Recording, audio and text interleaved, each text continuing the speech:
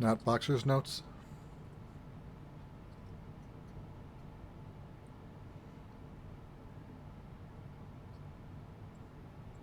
No comment? Boxer's notes? What? So as opposed to brief notes? Oh. Oh. Wow, that went over my head. I don't wear boxers. That's probably why. Yeah. All right. We're live. Hi, live.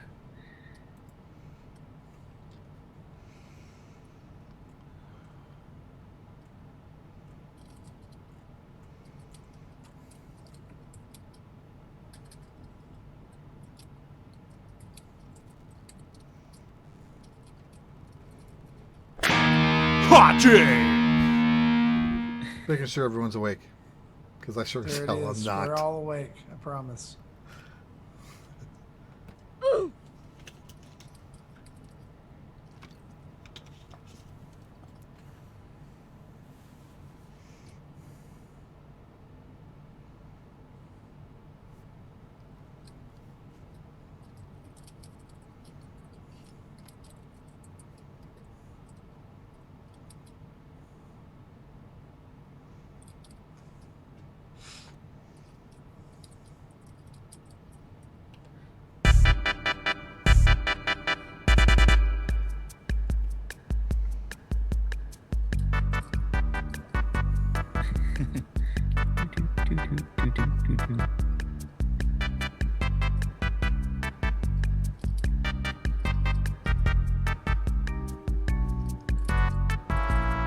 Oh, I I miss probably it. just demonetized the episode already.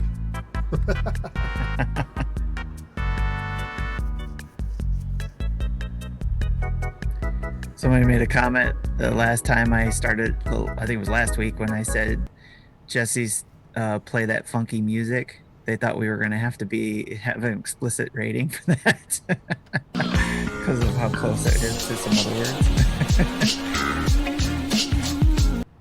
Is that what you meant?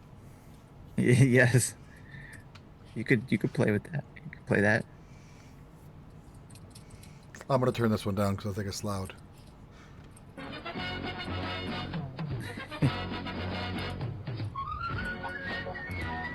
Okay, I got my notes ready. Is everybody ready? I'm ready. All right. Hopefully I can get through this without stumbling like I did last time. If not, you're no better than Justin. But it makes for fun outtakes. Yes, I'm sure it does. All right, here we go. 3, 2, 1. Welcome to Nintendo Dads, episode 278, recorded on April 30th, 2020. On tonight's episode, we talk about what little news we have, like no Nintendo Direct in June. What? We discuss what will help us through this time of game delays, a few events, and community questions. Jesse, play that funky music.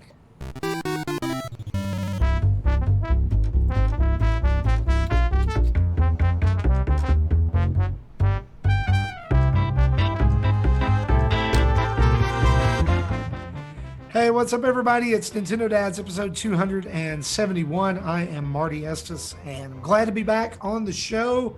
It's good to be back with you folks again. And joining me tonight for the brief bit of news that we do have, two of the best guys on the internet. First being Mr. Jesse Waldack, all the way from the barbecue capital of the world. How's it going, brother? Yeah, it's... You know it's a weird news week when one of your news items that there won't be future news. Right. It's It's the end of the world as we know it. There is no more news. We're sorry. We'll just have to There's babble nothing we on. can do about it. But you're good. You're well. I am unusually exhausted. I don't know why, but other than that, I'm well. Yes. You know, thank I heard somebody the other day talking, I think it was in our Discord, and maybe it was Dan Caparello, Blockfort. He was saying that he's just not, it's not like he's just like tired, like, oh, I need a nap tired. It's like I'm exhausted. My mind is tired. My soul is tired. And like, I feel that right now. Like, I was like, yes. Good way to put it. I get it. Yeah, it's like I'm worn out, and It a lot of might- people are It worn might be out. all the Picross I've been playing because I know for you it's an infuriating thing. For me, it's more of a relaxing thing. And Sure. I have dozed off in the middle of a puzzle before. Hey, so have I. Except it's me just sitting there waiting for some inspiration to come, and I don't know. It does happen. Also joining us all the way from Michigan, not Minnesota, Tim Off. I was waiting for Minnesota, but next time if you do Minnesota, you'll have to come up with some place in Minnesota just to add on to it. But Bemidji. Those people like in Minnesota, they have like weird town names like Minnetonka. Keegan and Screw Catchawan, and See, I mean, like, I don't know. makes sense. That's where the Mega Dads are, the right? weird words So- I'm saying are actually cities. Yeah. So I actually, here's the thing. If I don't know any cities in Minnesota, does it really exist? Good question. You don't know St. Very Paul? good It's question. the capital. You should have learned that when you were a kid. What's the capital? St. Paul? Oh yeah. I forgot all that information. I don't St. remember Paul- anything I learned St. in Paul school. is just like the entire state of Minnesota, eh? Right? Don't you know? It's probably got the Twin Cities metro area probably has a high percentage of the population If of you the rest listen of to the us state. in Minnesota, prove that you're real. That's all I want to know. Like, just send us some proof that you're real. Tim, how you doing, man? How are you? Doing great. I mean, I certainly agree with the whole, just if for some of us who are stuck at home on furlough and all that kind of stuff, it's a whole other different exhaustion, I guess, if you will. Yeah. So that makes sense what was said. But overall, I'm still happy to be home. I'm learning new ways of doing things, of how to help my family while I'm home and stuff like that. And being able to find time to play games is still actually harder than I thought it would be if I was stuck at home. You know what I mean? Right. So, so it's very interesting, but Well, I'm and thankful now, for the like- time I have. So Like in my case, I'm having to battle my wife for time on Animal Crossing. right. Yeah. We've kind of got it. I think we've kind of got it figured out. Like, I take the mornings and she takes the evenings. Okay. So That makes sense. Well, How you doing, we'll Marty? see. I'm good. I'm good. I just like you said, really, really tired, and it just seems like, I think that the hard part of it, and I think what a lot of people are really struggling with, and I don't want to like chase a rabbit for too long, but this may be helpful for somebody. Yes. I think that part of the reason that we're all so tired is that, for a lot of people, they used to be able to leave work at work, Yes. and now work is everywhere. Like, it's Yes. constant. It's always here. It's always around. And, yeah. Makes sense. So, at least for me, it is. At Yep. least I feel that on a deep level. Like, Yes.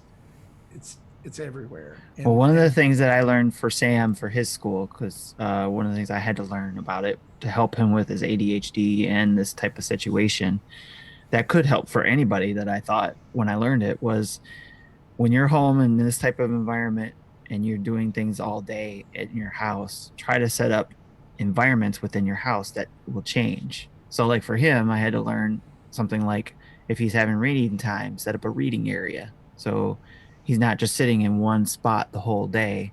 And I'm sure, Marty, you guys do homeschool. Maybe there's some stuff like that they do for yeah, homeschooling. But there's some good wisdom in that. Yeah. yeah, Like, my wife homeschools at the kitchen table, and that Mhm. is like, that's where homeschool happens. yes, So they know that. And they know that, when you go to the table, you sit down and you stay there until your work's done. right. Or you go to the bathroom, right? I mean, like, Yeah. you can get up to do that. We're not going to get Here, up. put this diaper on and do your we're not schoolwork. gonna we're not gonna like wander around the house and Yeah. like, go to a room and hang out. I don't know. Right. So, anyway. Before we move on, Joe in the chat says, listening from the very real state of Minnesota right now. Okay. Okay. Thank you. Very good. Thank you. And I'm sorry I made fun of your state. I'm sure it's lovely.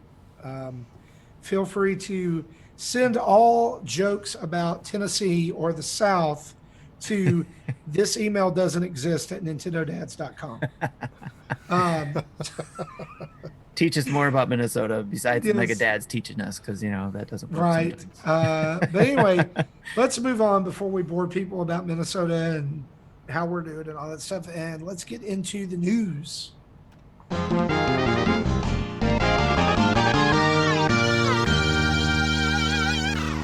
And our news is brought to us by you fine folks over at patreon.com/Nintendo Dads, where for the next 30 days, you can join in and have an absolutely free Patreon subscription to the best Nintendo community on the internet. I said it.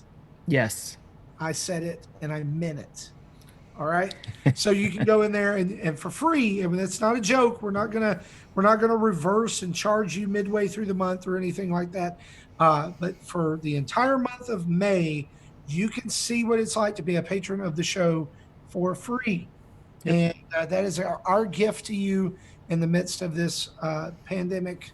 And we didn't charge in April, and we're not charging in May. We will resume charges in June. Unless we make a decision to do otherwise. We'll see. I don't know. We'll let everybody know for sure. Yeah. We'll let you know. We'll let you know at least a week in advance. All right, so that you have plenty of time. You'll know by an announcement on the show. You'll also know via email and Patreon. And Patreon, yeah. So yeah. So we'll promise we're going to take care of you. So anyway. You can head over there, patreon.com/Nintendo Dads. Go for any tier. Any tier allows you to go in the Discord.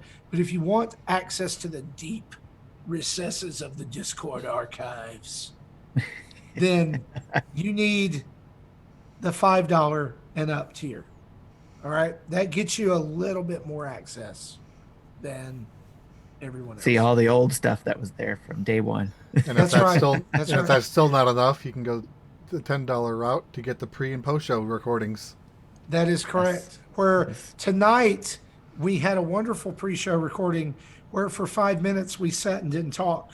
So because we were all typing. We were all doing something else. It was a 40-minute pre-show, but there was probably only 25 minutes. It's cool. Of talking. Like Tim was doing actual stuff for the show, and I was playing with Transformers. So I mean, it just happens. There you go. I mean, they're here on my desk, and that's what I do. Like when I think, sometimes I go and get one of my Transformers, and I do. That's when we need the video version of the pre-show, so you could see doing that, right?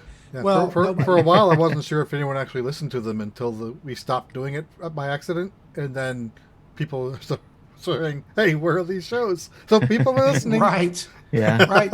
And hey, while we're here and in the orbit here, I want to shout out a brand new patron of the show, and that is Joe is Cool. He hopped in this week and became a patron of the show. So Joe, thank you for hopping in, and thank you to everybody who has come in during this trial to try us out. And we hope that if you're able to come June, you'll stick around. All right, maybe you opted in at the $30 level and you bump down to the $1 level in June, and you just give us $1 a month. Listen, here's what we want you to know: there's absolutely no shame in that. We're not going to call you out. We're not going to do it. We get it. You just wanted a taste of everything, and now if you just want to support it $1, that's cool. Or if you're just like, hey, I wanted to be the $30 patron for a month, and now I don't want to give you anything at all. Cool, that's fine. All right, we get it. We're all out here scratching and trying to make a living, right? So, anyway, Joe, thanks for hopping in. Everybody else, thanks for hopping in. Let's talk about some news. There's a huge rumor that is going around. Began this afternoon. It kind of blew up around dinner time for me and started circulating and then continued to circulate enough that we began to use the old adage for me, where there's smoke, there's fire.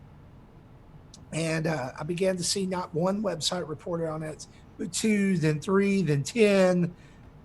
Here it is, guys, if you haven't heard it. The rumor is that Nintendo has contacted developers and told them that there will not be a Nintendo Direct for E3 this year due to the coronavirus. This is the point where I have reached my breaking point with this virus. I am done. This sucks. It's just now? I hate it. Well, I mean, before I was done and terrible. hated it when they canceled it in the first place because I had to cancel a flight. Well, see, you had a bigger reason though, because like you were going right. I was like, I get why you would be super upset about that. But up until now, I've been like, man, I've been at home a lot. I've been hanging out with my kids. We've been playing more games. Been eating a lot of great food. I mean, yeah, there's some downsides, but today, this is the last straw. We're done. By the looks of the chat, I don't think they heard the message until now. Oh, wow. Well, breaking news, guys. This has been reported on. Tim, maybe you can help me out here. I saw it on Eurogamer, which, I mean, that's probably the biggest. Game Explain had it on there, too. Game Explain. I wouldn't be surprised at all if IGN picks it up tomorrow and runs with it. I think Venture Beat, was the first Venture one Beat to was run the with first it. one, and then the others. What they post usually is pretty solid. Yeah. Yeah. Yeah, and at the beginning, let's be honest, they were even saying this is the rumor we're hearing because we're not hearing it from Nintendo directly. So this is not a Nintendo confirmation like, no, we're not going to have something. But as we know, falls in and makes there is no such thing as a Nintendo confirmation that there isn't a Direct. They just don't do it. Yeah, they don't tell you. It's like there's no confirmation that there is a Direct. You just wake up one morning and it's there. Right. And you say, thank you, sir. May I please have another? Nope. No. You can't. You can't have any. So, I don't even know how we discuss this. Well, other than it kind of makes sense to me because Nintendo doesn't want to be just first-party Nintendo news. They want to talk about third parties, but with every developer shop either shutting down or on skeleton crews and work from homes, which may or may not be more efficient, there's just less to show. And even if there's only 2 or 3 things, they're used to showing 20 or 30 things, and if they show the 2 or 3, even if they're big, people will saying, where's everything else? But there's nothing else to show. So I'm kind of okay with this. I kind of expected this. Yeah. Do you think that this is, I know I'm wandering into the weeds a little bit when I ask this. What do you think this means for Microsoft and Sony, who have said, we will have something? Like IGN. Well, they both have hardware launches. They better have something soon. Yeah, like IGN may not has be even June, announced, but they've got stuff to talk about. But IGN announced that they've got these previews and things coming from developers in June. Or they said summer. Right. Well, I think a lot of those weren't necessarily. I don't think those were. Most of the developers they were taking on, I think, are more the indies and the smaller studios, not necessarily the big ones. We would expect Bethesda and Microsoft and Sony and Ubisoft to do their own thing probably at the same time if they're smart. But I wouldn't expect them to riding the IGN train. Well, Microsoft is doing their May 7th unveiling of video games for the Xbox Series X console on May 7th. And that's, a week. It's a week away. Right. But but this is probably just games. There's still, accounts, console announcements. Well, I'm saying it's not in the June time. It's right now in May. They're going to show some of these games, which would have probably been around the E3 time, I would think. I would have thought maybe they would have showed. And let's talk about another way of looking at this, right? So the rumor is broke that there's not going to be a E3 Direct, right? Yep. Like, why could there not be one in July? Why could there not? Maybe there's more to this than just, hey, it's not going to happen. Yeah, Right. I think they're obviously going to say something at some point. July, early August is likely, Well, but they've Or got to drop the little outline their bits here and plans there that they're past doing. Xenoblade. right. They're probably going to drop little bits here and there as they can. You It just know, won't be one it succinct kind of thing. makes me think of how Nintendo loves to tweet about things I, that I we was just didn't going to know say the same about. thing. They've been doing more drops from Like, Twitter hey, here's this and Mario Maker update, and it or comes out in 2 days. or just a random Yeah. PR. How things used to be. Yeah. Or, hey, here's some Luigi's Mansion DLC. Oh, by the way, it's out right now. Yeah. So, but this makes me wonder as we think about Nintendo, like, that's a big deal for them not to have that about the state of the industry as a whole as it relates to coronavirus right now and what's Ibisol coming down says the Twitter pike. Direct. Yeah, Twitter Direct. They do like to do the Twitter Direct thing, especially for like console announcements. Oh, hey, here's a Coral version of this. Oh, hey, here's the 3DS XL. It's out next week. Yeah.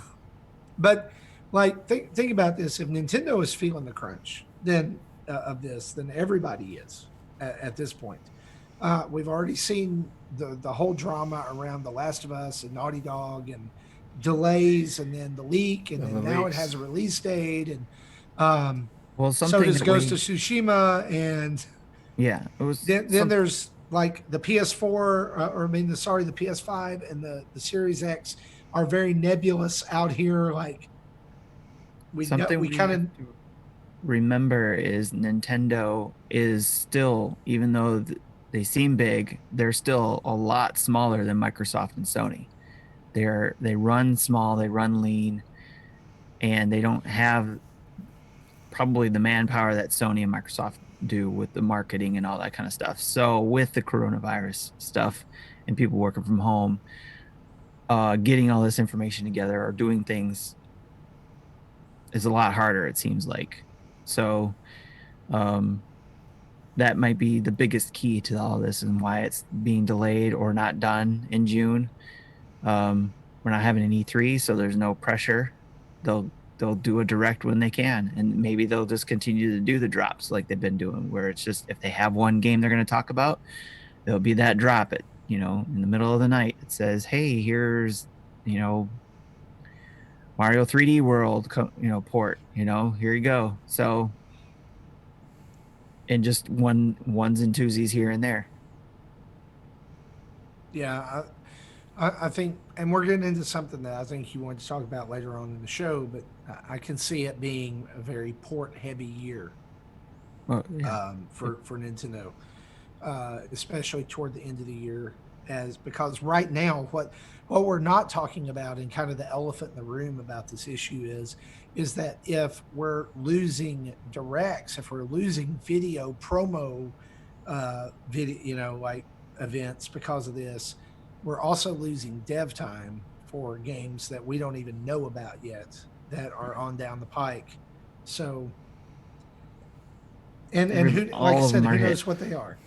Yeah, all the companies are hit, so it's just going to be like we just got this long break probably, so that we're going to see. And before people like go like and flip out about that, maybe that's good, because did we not spend like the latter half of last year complaining about our backlogs? Yes. So there you Yeah. go. I know that I have gone in back March. to I was games. okay with it because I was finally going into my backlog, and now the last 2 weeks I've been swimming in other games that I'm backlogging again. Yeah, I I've actually gone back to some games that I had put down, and I'm glad that I have. Like I have gone back, and I haven't started it yet, but I actually reinstalled it on my PS4. Horizon Zero Dawn. I got it for $10 two Christmas ago, and never played it. So like I played like the first hour, and I would not remember any of it. So I want to go back and play that. I've heard such good things about it. Yeah. There's games that people would probably like it consider a criminal offense that I've never played and finished. The Last of Us is one of them.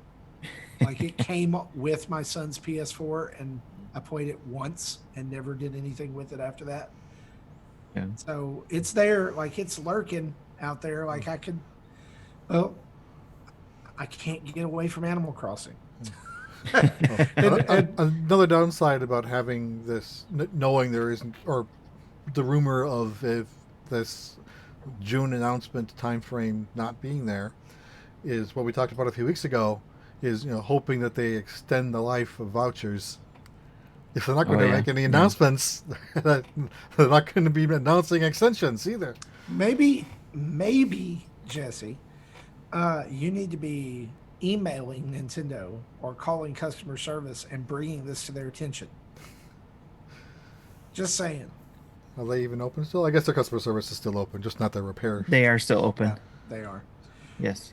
Yeah, because I had a friend who is on his third set of Joy Cons that are now drifting, and he can't get anything done about them. And Yeah. he's talking about tearing them down. He's like, I've got 6, so if I lose 2, it's not a big deal. I had an eShop issue that they took care of really well. Good. So, yeah, they're on top of things there as far as That's customer awesome. service goes. So, guys, really, there's nothing more I think to say here other than this is not. It's a rumor with power. Let's put it that way. Like it's got some steam behind it. I would love for it to be wrong, but I don't think it's going to be. I think this is probably the truth, and Nintendo is probably just gonna. I think in this case, we joked around about them not telling us whether a direct was coming or not. I think in this case they probably will say something at some point, because that there's that big presentation at E3 that's kind of expected every year now, and E3 canceling is not going to be enough for them. Like they need to make some kind of statement and just say, "Hey, it's either it's not happening this week. We'll let you know," or even if they just say, even if it was like even if it was just what I just said, like, "Hey, it's not happening this week, but we'll let you know it is still happening. It's just at a later date, and we'll let you know more soon." I would Yeah. be totally fine with that. Just an acknowledgement of, yeah, we slowed down. No, we can't help it, but we get it. We'll be back when we can. Yeah. That would be great. And it's possible Um, too that maybe they will join in on the IGN summer thing that they're doing and do show off one game during that time for that event. Who Yeah. knows? Yeah, that would be a cool surprise. I think that would be interesting. Be a great time to drop Super Mario 3D World Deluxe. Yep. Yep. Last week you guys talked about a little bit about the trouble that Nintendo had found themselves in with Nintendo accounts, and they were having to look into the issue of perhaps unauthorized access to those accounts. Well, this week Nintendo confirmed that over 150,000 Nintendo accounts were accessed by unauthorized means, which means they were hacked. And people had to go and reset their passwords and had all kinds of crazy things happen. In the midst of that, Nintendo has kind of buffed up the way that you log into My Nintendo. They've added login with Apple this week. They've added two-factor authentication, which I immediately turned on for mine and my son's accounts because we both have financial information in there. None of my other accounts do. But also this week, Nintendo quietly announced that you will no longer be able to log into your My Nintendo account with your Nintendo Network ID. It sounds So, like Tim, that's where the exploit was. yeah. So Tim, tell us, or Jesse, either one. I just log in, like it just works. Like I have it saved on my phone or my computer.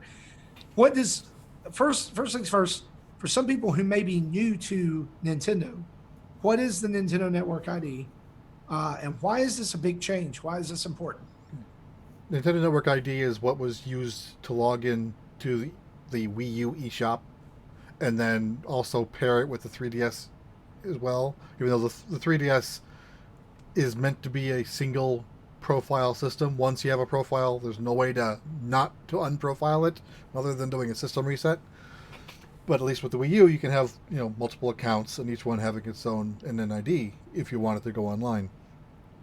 Then when the Switch launched, they had allowed people to kind of migrate their NNID data to My Nintendo account data by logging in through their NNID information.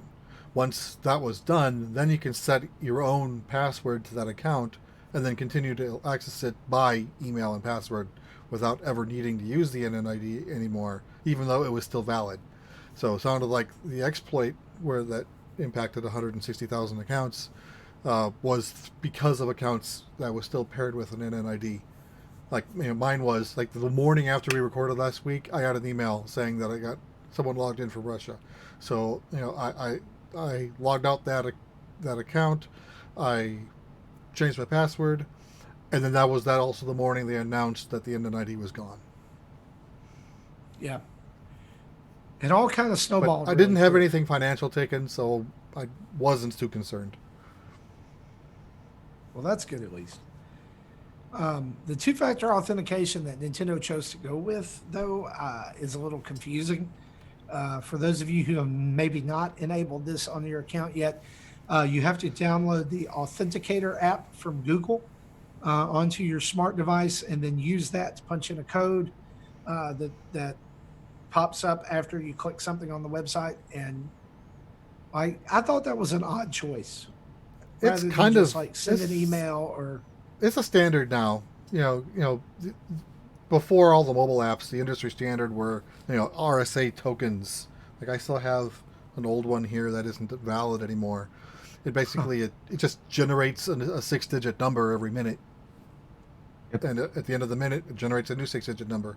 So there's the seed on the token is paired with this on your account, so the account knows what the 6-digit number is valid for that minute.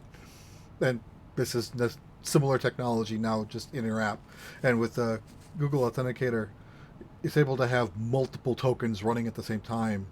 So I have one because of Epic Games wanted to 2FA as well to access the free games for this week for the next few weeks. But if I haven't done Nintendo's yet, but if I did, that I would see both 6-digit codes run at the same time, changing every minute. F4. Yeah, 4. So yep. that's kind of an industry standard now. Yep, and this is actually one area that Nintendo. This is one area that Nintendo actually does better than Sony, because Sony also uses two-factor authentication.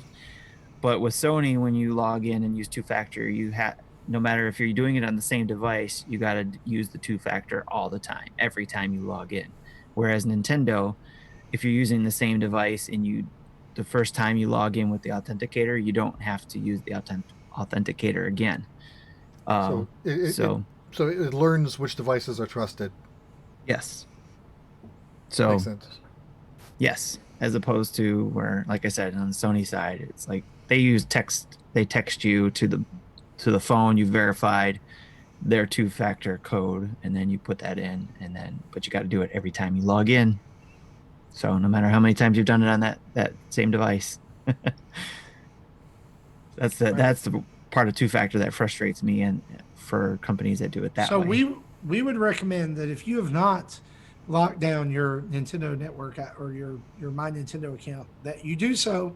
Do it so that whatever exploit was being run doesn't continue to be run and ends up costing you some money or costing you some time. Right. We kind of get after Nintendo a little bit for being behind the curve, but at least they're being super proactive with this, I think. Or for the amount of customers that were affected, it was a pretty small number compared to a lot of other companies that are affected with. I think because the majority of Switch owners did not own a Wii U, so they had no NNID to import. They would not be affected. That's very true. It's only us, our hardcore fans. They have us early adopters. Yes. Yep. Other news here that we want to mention is that Tim, I think this is the most excited among us about this, is that the Burnout Paradise trailer dropped this week with a June 19th release date confirmed. It had been out there for a little bit, but basically now confirmed by EA. Tim, why should we be hyped for this game? It's old. Yes. It's an old game. But it's been a minute since Burnout has been on a Nintendo console. Yes. why should we be excited? Like, hype me up for Burnout Paradise. Okay, I will try. I can only say why I'm hyped for it, so hopefully it'll make others hyped for it. But again, it is an older game. It's a PS3 game that they did remaster and bring over to the PS4. And this is a similar type of game where they get all the DLC and all that kind of stuff. And I'm not sure on the graphics and all that, how it compares to the PS4 version. But to me, when I watched the trailer that dropped today, or at least what I got tagged on it by Nintendo Dad's Twitter account, that I was very excited to watch that and see that it was launching on June 19th, which I think the rumor was anyways, but it was confirmed. And so I'm super excited about it. And it's basically, it's been a while since I played it, but I think I have it on the PS4. I had it on the PS3, but it's an open world. You drive in your car and you look for races. You look for trouble, essentially. You're driving to find cars, race with cars, unlock cars, motorcycles. I think were even in it, and then even some crazy cars like the Ecto One and the DeLorean are in it, as we saw in the video that was launched too, which I'm excited about. But there's a lot of DLC that's coming with it, and I love racing games. And I've been excited about Asphalt 9 that's been on the Switch. I've been playing that a lot, and I've talked about a lot about that game. But this is a little bit different because it's not like a free to play where you have to keep paying for it. You just pay the one-time cost for the game, and you race other people or game people, NPCs, I guess, if you will. And that's how you unlock some of the other vehicles and stuff. I don't remember if there might have been an online portion too. I think there is, but I don't know if this will be in the Switch version where you can see other people racing in the same area. But again, it's been a while since I played the Burnout series. I'm excited about it because it sounds like they might have some new soundtracks too for it, which the old game had, of course, the Welcome to the Jungle or Paradise City by Guns N' Roses and all that kind of stuff, along with other tracks from popular bands. So maybe have some new ones new licenses. They spent half their budget licensing songs. Yeah. Yes, a lot of that time. And I'm just, for me, it's exciting to see not only that, but EA bringing it. It's obviously an EA game. They're bringing this over, and hopefully a lot of people are excited. I read a few comments from the Twitter post that Nintendo gave, and there's a lot of people like, oh, it looks old and all that kind of stuff. But usually we hear a lot of the negative stuff first, but then, we still see a lot of people buy games, so like Pokemon and Animal Crossing, when people complain a lot, but still see millions and millions sold. So, but yeah, again, that's why I'm excited too, because EA is taking a chance. I'll be honest. I think this game is going to do well. I think that EA wouldn't be bringing it if they didn't think it was going to do good, right? Because them being on the Switch to them is still a calculated risk. Yep. So they're bringing their best stuff over with this and with Borderlands and all that other stuff, right? Well, that's 2K, but yes. Well, they're not responsible for that. Sorry. That's okay. I forgot for mixed up. But it's still a lot of those companies bringing their ports but I mean, over those too. So. Here come the ports, but it's all stuff that's been out for a while, but it's all stuff that sells really well. Right. And Nintendo fans are going to eat it up because if you've only had Nintendo systems, you've never gotten any of this stuff. Like Justin. All I want to say about Burnout, the Paradise game is, I love the idea of it, but no Burnout game to me will ever be as good as Burnout 3. Burnout 3 was awesome, yes. And I wish, I'm one of those people who not everything has to be open world. Yeah. All right. Just give me really well-designed tracks and really well-designed objectives, and I'm good. I don't need a world to drive around in. I agree. That would be nice. Like the crash mode in Burnout 3, where you tried to create the most spectacular crashes, was the most fun thing. And yes. I remember playing it in college, and it kept me and my buddies up at night. They did add that to Paradise over and over and over. Did they? Yes, they added that mode to Paradise.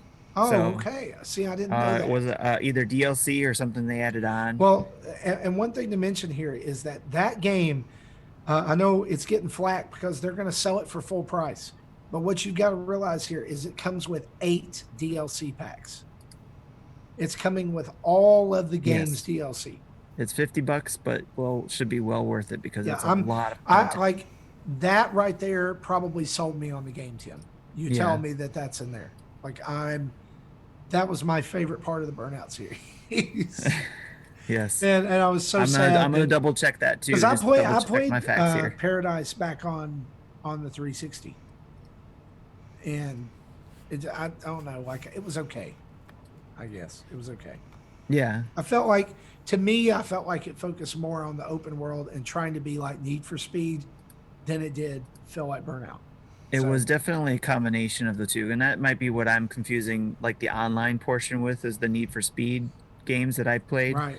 The last one that I liked was Hot Pursuit, and there was another one I really liked too that was on the PS Vita that I really liked too, and those games were awesome. The Need for Speed games, and they were a lot of open world, and you could meet people online. So that might be what I'm thinking of and confusing it, because there's a lot of similarities there, like you said. But I'm gonna definitely double check if it's not stated yet. We'll keep an eye on that for the portion that you said you like, that I also like for Burnout 3, that was brought over, because I think a lot of people wanted that set up the scene, try to cause as much damage as possible with your vehicle type of thing. And it's a great stress reliever after a long day of class.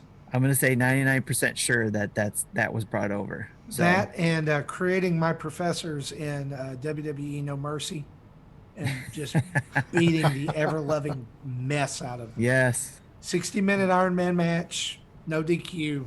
Yeah, let's do it. Oh yeah, see, it says something about leave a very expensive trail of wreckage in your rear view and stuff like that. Okay. So, yeah. There were some people in the chat that were kind of picking on EA, saying that they're still wishy-washy with Switch, having sold over 50 million units, yet they're starting to support Stadia. Really? Well, my gosh. Hey, listen, can I tell you something? At least somebody's supporting Stadia. Yeah. Because it's not gamers. Well, though I've thought about it, it makes sense because there's business sense, right? It's financially good for them because it costs so little to port this to Stadia, because it's already built in a similar architecture as what a PC would be. It takes effort to go to Switch. It doesn't take effort to do this. Yeah, I couldn't be mad at that one. It made sense, definitely. I still don't like it. It actually makes me think of maybe picking up Stadia. It makes sense. It's that alone is not enough to convince me, but it needs some bigger backers. But it's starting to. It's like, I could play Madden on any device, so hey, then I wouldn't have to worry about it. But we'll see. It's just a little bit. For those of you on the Switch who are football fans, there's always Mutant League football, and it's actually a surprisingly good football game beneath all of the theme and everything. We actually got a comment on an old video that I did on YouTube back in the day when it first came out, and saying that they would really love to see people get more interested in that game. I love it. It's fantastic. Captures the spirit of the old ones really well. And if you're looking for that kind of just a football game you can play, but also it's kind of zany and someone did say it scratches that Madden itch. Yeah, it's not so technical that you can't get into it if you don't if you don't want like a sim style. So it's game, more arcadey than sim. Yeah, I would say definitely. so. Definitely, yeah. And by the way, the going back to the Burnout Paradise thing, the other thing that was impressive is that, yes, it is an older game. I'm not forgetting that, but the fact that we've always heard complaints about Switch not keeping up graphically or running 60 frames per second a lot of times, this is calling out that it will be running in glorious 60 FPS. So I'm looking forward to it. So definitely looking forward to it. Awesome. Ibicell's kind of calling me out a little bit after I poked fun at Stadia. Says asks if Stadia had Intellivision games, would I jump in? I responded, if Amico wasn't a thing and they had a decent controller, then that probably would have sold me. But the fact that there's a legitimate Intellivision system coming, yeah, I'd rather go with that. Well, I'll save my Stadia opinions because they're not good. Okay, There you go. Marty, this is the thing that they added now, and that's reminded about. Going back to the Burnout Paradise fine. thing. The crash mode, which was the mode that we liked, and all the other Burnout games, they changed the name of it when they brought it over to Paradise, and it's called Showtime, and it can be initiated at any time and place in the game. Ooh, that's cool. So, Marty sold. Yep. I'm even more intrigued. It's sold. I'm going. I gotta buy it now. Guys, we've got a discussion topic that I think we're going to probably spend a little bit of time on. But before we do that, let's hop over and talk about some events, some of them that are in progress right now.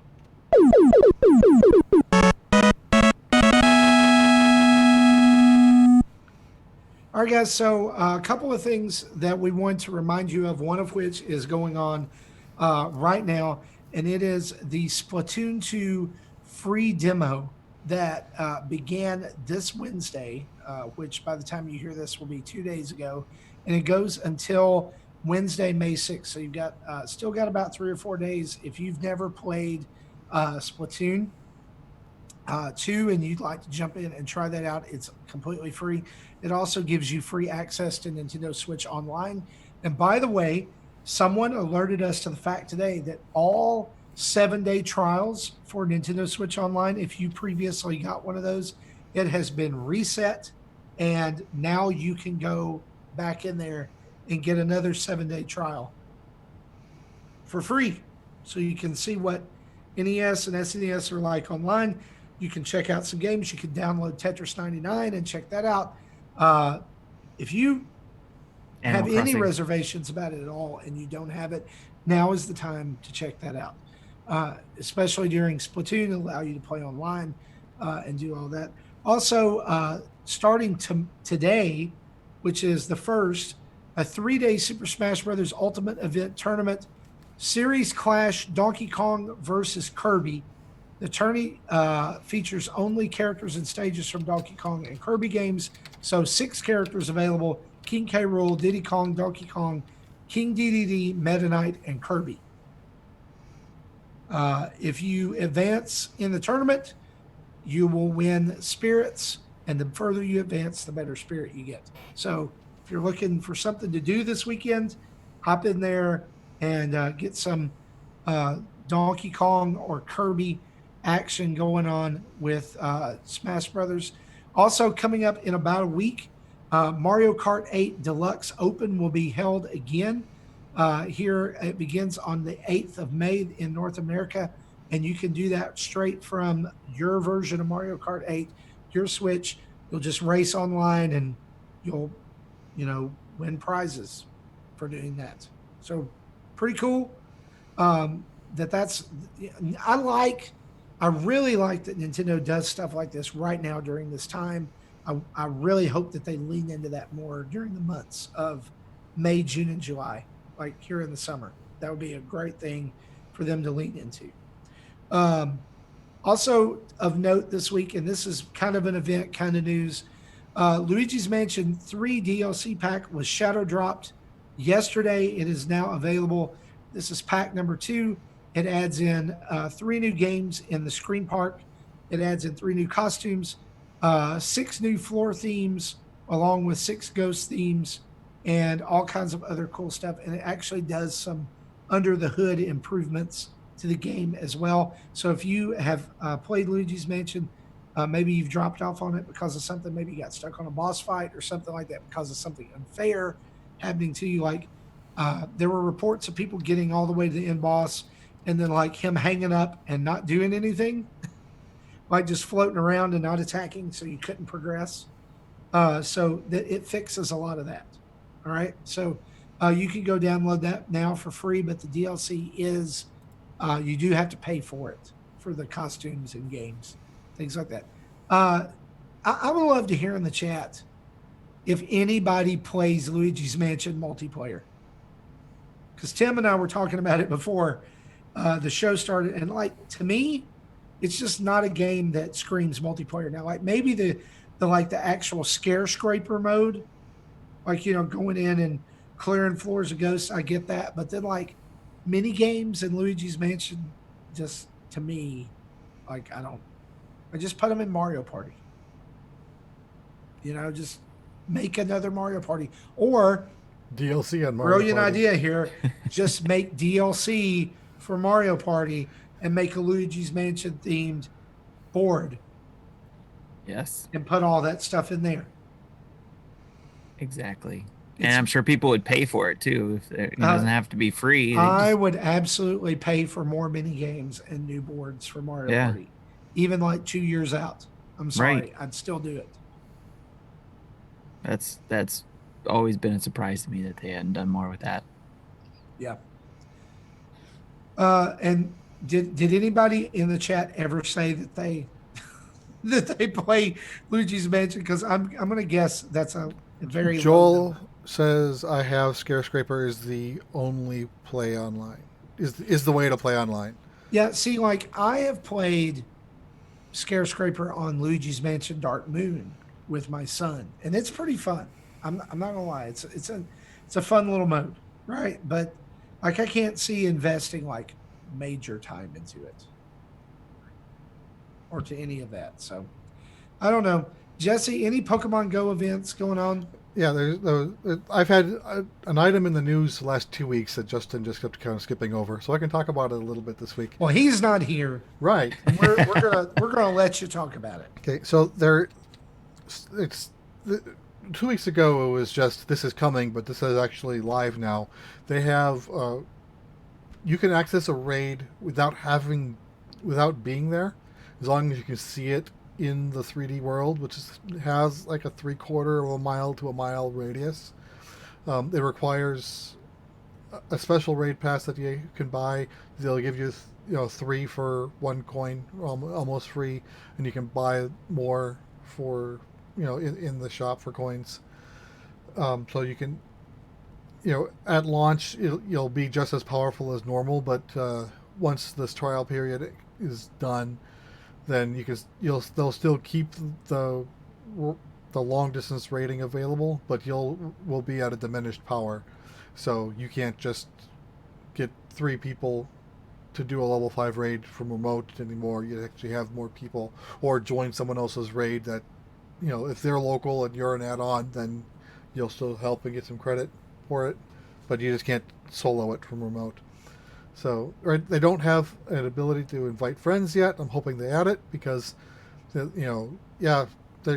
a gym 3 miles down the road that is popular, but it's out of my range. If I still want to go there, I still have to actually drive there, or at least drive closer. So hopefully they give the ability to send invites. And then starting tomorrow, or May 1st, they're going to have a new weekly type of event. If you go into where you're normally looking at your the daily quests, there's a new tab called the today's events, or today's tab, that gives information about what's going on today.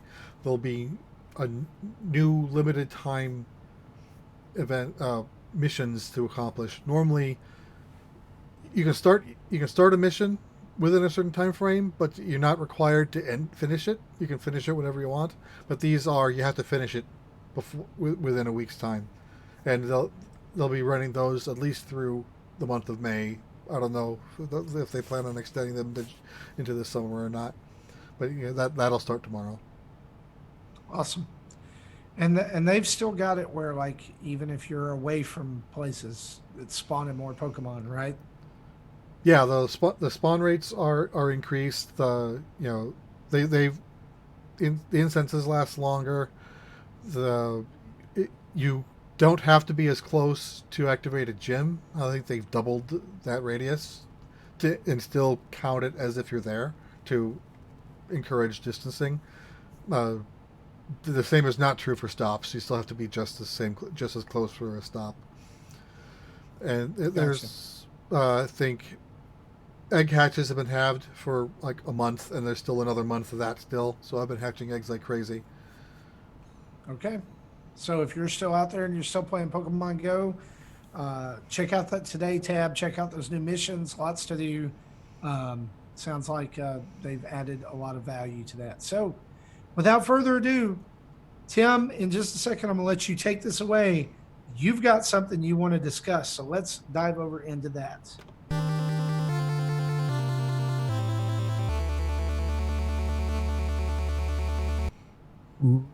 Go for it.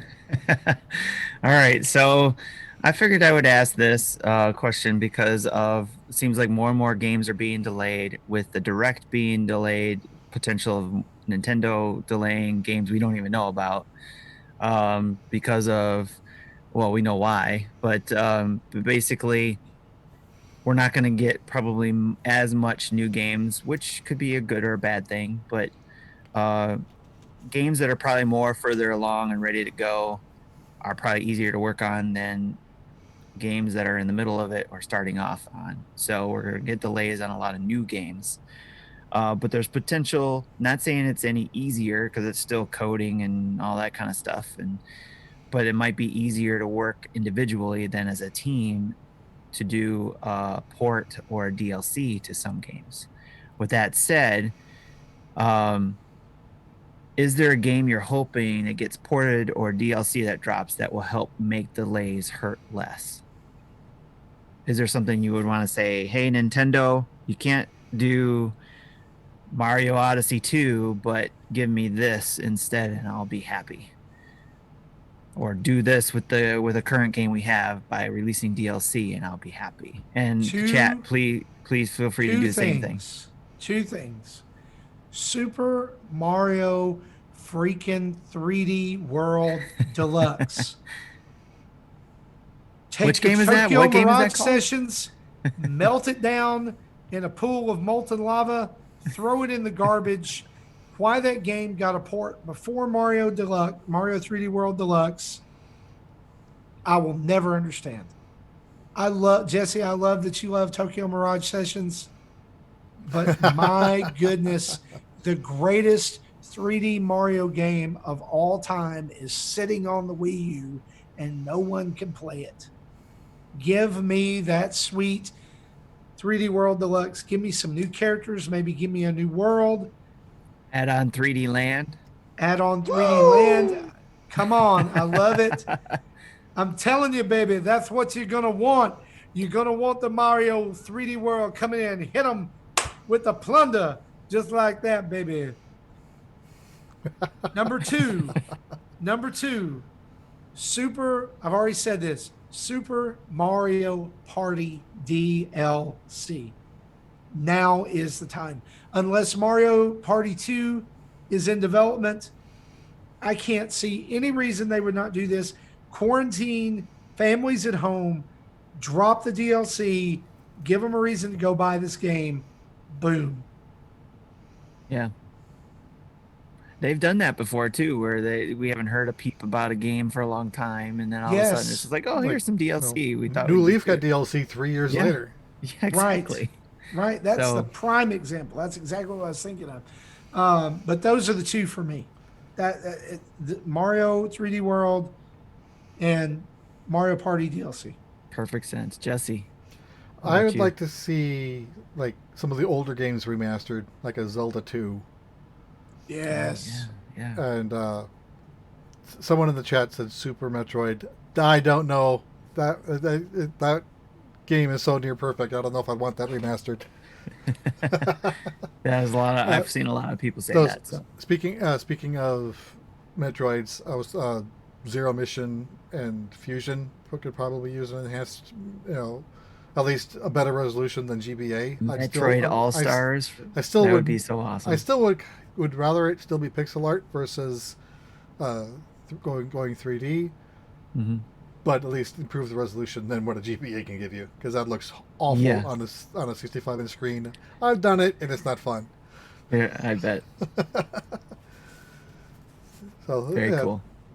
And then I thought I had another one on the top of my head, but now it's gone. If I remember it, I'll speak up again. But that's my short list. Okay. Yep. Mine is, of course, and I'm sure it's not going to be a surprise to anybody, but Metroid Prime Trilogy.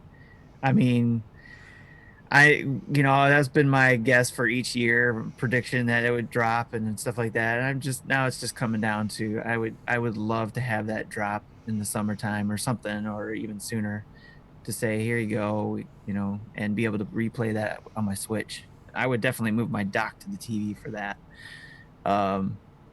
And not necessarily play it here in the computer unless I had to do some, playtime on Twitch or something like that. But that definitely, and the whole Metroid thing that you brought up with the Fusion and Zero Mission, and I would even throw in this the Return of Samus game that they had in the 3DS. If they could do like I was joking, a Metroid All Stars type collection where you could play a lot of the portable games on the Switch in a collection.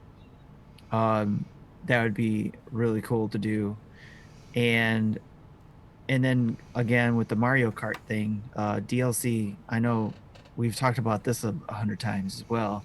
If they're not doing Mario Kart 9, why not drop some more DLC, more tracks, more whatever, bring in some other characters that are surprising. That would be some great DLC, because families, along with the Mario Kart, a lot of people buy that when they bought their Switch. It would be a perfect time now to drop the DLC for Mario Kart 8 Deluxe. See, I'm completely on the Mario Kart 9 train. I think that's coming. Yes. I'm gonna go out on a limb here. I know this is not a prediction show, but I think that's their big game for the second half of the year. It won't be surprising, because they've done that before too, where they're like, oh, let's work on this DLC, and then it became so big they're just like, oh, screw it, we're gonna make this a whole new game. I think that either I'll say this, either Mario Kart 9 or Nintendo Kart is going to be their big game this year. That's a good one. I thought of a few more that I was thinking of. Well, no, like Animal Crossing is I think is their big game this year. I really do believe that, but I think it's going to be it's going to share the spotlight with whatever new cart comes out. Because we're not getting another Pokemon, because we're getting the DLC. Right. Well, before Jesse loses it again, let's get his. Yeah, I'm sorry. Okay, I'd like to see the remastered Wind Waker and Twilight Princess put on Switch, because I bought Twilight Princess for Wii U when that came out, but I had just previously replayed it on the Wii less than a year earlier, and I wasn't in the mood to play it, and I never got back to it. So I'm kind of ready to play that again. And then Minish Cap Remaster. Yes. And they can do some really cool effects, and using 3D models with the shrinking and the growing. Oh, that I was would just be thinking cool. the same thing. Or even so we've teased this before about whatever they add into the Nintendo Online service. If they were going to add Game Boy Advance games to that or something like that, that would be cool. But definitely a remaster of Minish Cap, or even. Yeah, but GPA games look ugly on a big screen. Yeah. Yes. You But I mean, play a those on remastered is definitely. I mean, if they did collections, kind of like we have the, what we're doing, the whole Castlevania collection, that's a pretty good set collection right there. And if Konami did another collection of Castlevania games that used to be on the GBA, because I had a lot of fun with the Castlevania games on GBA. So I would love a collection of those. Yeah, they might look crappy, but maybe there's a way to make it not look so crappy. I don't know. Or maybe it's just a little bit of remastering, if you will, to be able to bring those to the Switch. But that would be the same thing I would want with either the Metroid games that were on GBA, or some of the Game Boy or Game Boy Advance games that were Zelda games that were on there, like the Oracle series games, from Capcom. That would be cool for Zelda. So those are a lot of ports they could do, I'm sure. Mega Dragon had some suggestions. One of them is, he goes, what about Final Fantasy VII Remake? I think the Switch would blow up. It would Considering literally that my ignite. PlayStation 4 sounds like it's about to take off into orbit like Team Rocket, then yes. What was the version that they did where they brought out? Was it 15? I lost track of It was numbers, it but where was it was the they mobile did a version of cartoon 15. version? Yeah, So they were maybe they like could do that they were with chibi 7 remake. models. Yeah, they could make a Switch And version then with a chibi more models. reasonable answer. Well, this isn't Nintendo, but the Disney Afternoon. Yes, yeah. Yes. They need to finally bring that over. That's a Capcom request, right? So, Yeah, I would. Yeah, I'd be all about that, guys. That inject that Disney afternoon life straight into my veins. yes. That's a great suggestion. A little off topic. Have either of you watched the new Ducktales? I do I not. I watched the don't have first that season ability. and fell off. Oh, get on that because they have canonized just about every other Disney Afternoon show in this universe. Like the only thing left, I think, is Gargoyles, and Eh, I'm half expecting that by the end of the Now, season. hang on. Whoa, whoa, whoa. So you're telling me that on the new DuckTales, there's gummy bears? Yes, Sold. Rescue Rangers. Yes, Darkwing Sold. Duck? Yes. Okay. Yep. Nice. Is it on? It's on Disney Plus, right? I don't know. Uh, I'll look that up later. Oh, if it is on I Disney think Plus, I Disney can watch XD it. might have their own app that might have them for free. I'm looking it up right now. Watch DuckTales And, 2017 Disney Plus. and the last episode just Yep. introduced Daisy, and Oh wow. Okay, come on. All right, now I know what I'm doing with my weekend. It's called DuckTales. DuckTales catch up. There it is. I Yep. need to do that, and I actually need to finally watch Clone Wars. I somehow I, missed I that. I watched that last. I binged it in 3 days. It is so good. No, I mean like the whole series, Okay, I just watched never season watched 7 it. because I was current. and I never finished Rebels either, or watched Resistance. I'm I'm with you with that, Marty. I didn't watch a lot of the cartoons either because I didn't have the means to do it. But now that Yeah. Disney Plus has it, yeah. I have a lot of catching up to Well, do too. tell you what, let's do. Let's hop over here and let's take a few minutes to talk about what we've been playing.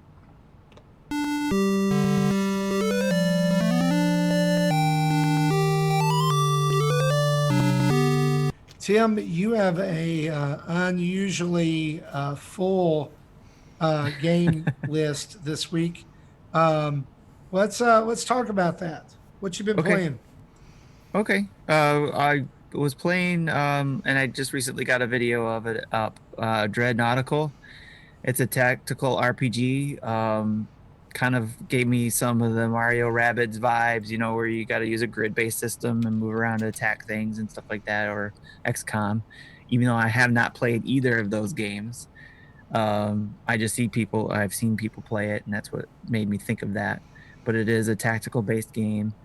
Unique story. You're on a ship, and you woke up and you're trying to figure out what's going on. We're on vacation, depending on which character you picked. You were on this cruise ship, and you're trying to figure out why you woke up and you're in this state of Sounds being like surrounded Obra by a Dinn, bunch but of not set in the past.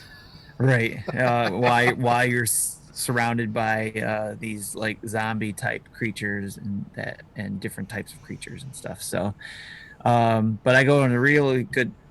I won't say it was good, but I went into a deep detail in the video, try to make it good as possible, but it is a good 30-40 minute video that goes into a lot of details of what the game's about.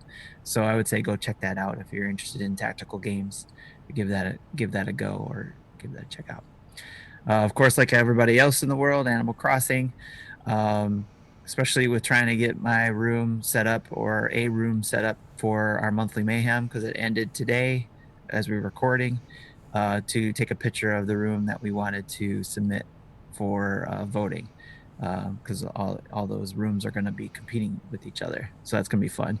I submitted a room that was just basically, and I can't remember the name of it, but it's a Japanese style room where it's tatami, I think it is, where you just got that the tatami is a type of flooring that is used that also you can make beds with. It's kind of like your traditional Japanese room where you go in, you take your shoes off, and you kneel or sit a certain way on the floor. I created one simple room. Everybody else is doing these magnificent rooms, by the way. Some awesome stuff. If you're in our Discord and seen it, you know what I'm talking about. But my room is just a simple tatami room where I have the one tatami bed. The whole room is just your basic beige and white room, and a pair of shoes off to the side, and that's my submission. It's a simple room. So I was doing that, and then also learned a lesson this week about turnips and what not to do. I don't time travel.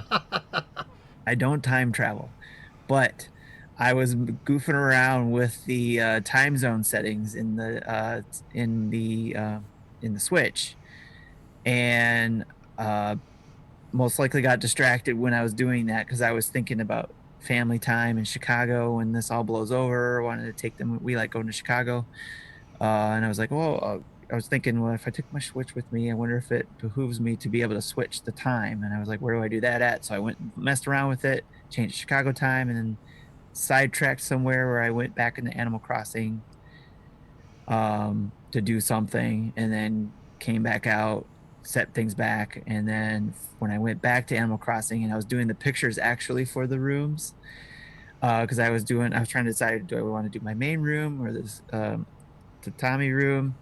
And then I went to the spa room that I made, and that's where I had my turnips, and I found they were all what do you call it,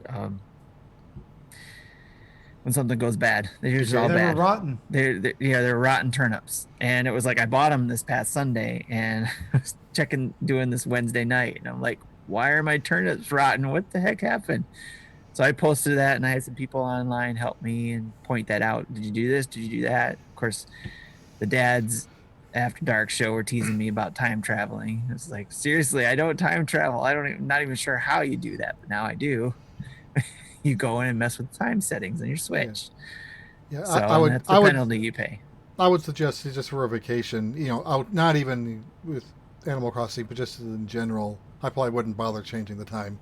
Yeah, because it was just one of those curious things and bored and messing around with it. So I was thinking, would it be Blame the in my pandemic. interest to have it at the time I'm in? So, but what's Nothing that? like spending Blame a bunch the of money on pandemic. turnips and then watching them.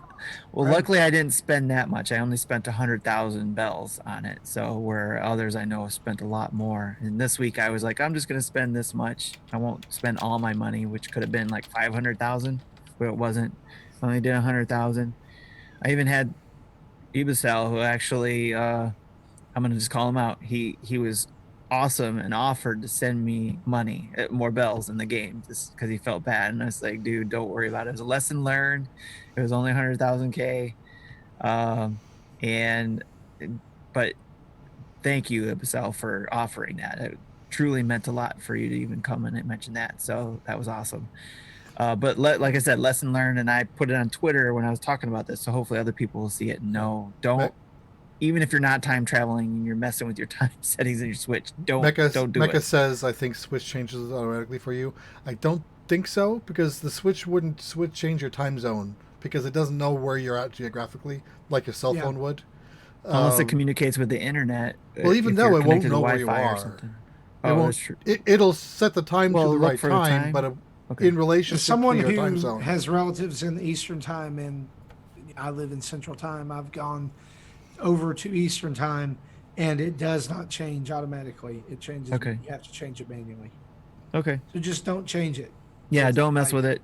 It's not important for the Switch to be in the same time zone, especially if you're playing Animal Crossing. Not a good thing. But yeah, I was really frustrated at first because I thought it was a Nintendo issue. They did something, and I was like, "What the heck?" But then I got over it when I found out it was my stupid error. So, all right. So Ninjala, I played that. A lot of it, well, as much as I could between a lot of their downtimes. Between server shutdowns? Yes. But I was able to catch a good hour of it later at night when they brought it back up.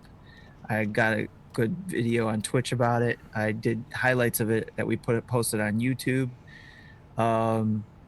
most of the battles I was able to fight in, I got 5th place until the very last one I got to fight in. I actually made it up to 3rd place, and that was because I got top iPod or iPhone for that match with 2 other people, which I was excited about because I really was trying to learn the mechanics of it, and it was kind of hard because of all the issues of trying to get into a match and all that kind of stuff. But when I finally got going, kind of understood some of the mechanics, like being able to parry, and that's going to be huge. If anybody's going to be playing, make sure you learn how to parry and get used to those mechanics. You can even I usually have a hear. problem parrying, which is why I don't like platinum games, because Okay, the gameplay relies on it. yeah, and this I'm still learning. I still have to learn about it because there's a lot of you use your left stick a lot, and if you're going to be using that a lot, there's going to be a lot of Joy Cons going drifting with that game, I'm sure. But unless there's a better way, like I said, I'm still learning about it, and also using the bubble gum correctly, because that the bubble gum allows you to create bigger weapons, be able to fly across the screen or do certain things. So it's a really cool game, really cool game that I could see a lot of people hopping on the board. You know, a lot of Splatoon fans are probably going to pick this up if there's no Splatoon 3 coming out. They'll probably jump on this. There's a lot of um, character development, not character development, but you know, you can customization. Thank you, that you can do with your characters that looks really cool. You can change their music entries, their weapons they use, the color of the weapon, and I'm sure there's a lot more detail we didn't get to see. I did post on my Twitter page some pictures of the player versus player PvP games that were open and locked, so that we can see potential of room battles where, kind of like Splatoon, where you'd be able to create a room and invite people to come to it, and most likely be able to have a community type battle within that area.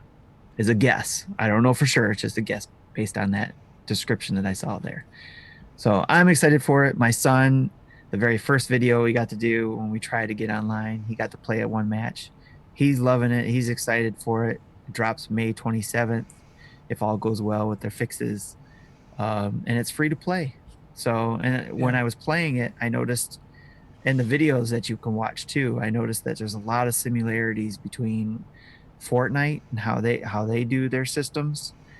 And there's, you know, because they have their rare weapons and all that kind of stuff, and they do you purchase their money type of thing, their ninja dollars or medals or whatever. You gain that same currency in the game as you play more and more, so you can buy things with that currency. Customization, of course, using the currency to customize your character. You even get a little house on the roof that I'm sure with more time with it, you can customize that or add things. I'm sure you can slap a sticker on some things or whatever as you earn them. So there's this has potential to blow up. Not saying it will. It's just saying it has potential to blow up, especially in the Nintendo community. So Yeah, like I got to play one match.